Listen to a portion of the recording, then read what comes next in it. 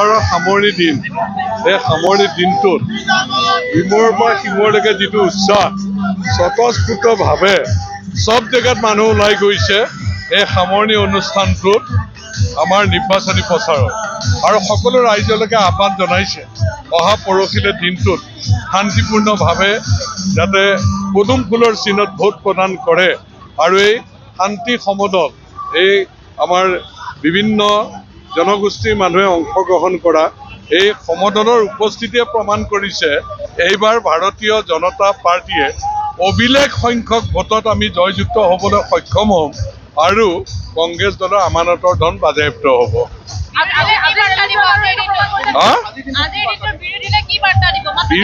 বিৰোধীক মই এটাই আহ্বান জনাম, তোমালোকে বুজি পোৱা অপপ্ৰচাৰ পৰিকল্পিত ষড়যন্ত্ৰই একো লাভ নাই। মানুহক অপপ্ৰচাৰ পৰিকল্পিত ষড়যন্ত্ৰই কেতিয়াও বিবেক থকা মানুহ জ্ঞান সুস্থ মানুহক কেতিয়াও বিচলিত কৰিব নোৱাৰে। ভাৰতীয় জনতা পাৰ্টীৰ প্ৰতি মানুহৰ হৃদয়ত আস্থা আছে, বিশ্বাস আছে আৰু ভাৰতীয় জনতা পাৰ্টীক মানুহে হৃদয় স্থাপন কৰিছে।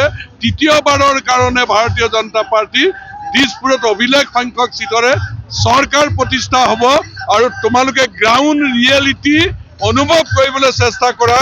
আজিৰ এই সমদলে প্ৰমাণ কৰি দিছে তোমালোকৰ ভেটি তৃণমূল পৰ্যায়ত নিশ্চিহ্ন হৈ গৈছে আৰু ভাৰতীয় জনতা পাৰ্টি দুৰ্গ হৈ আছে।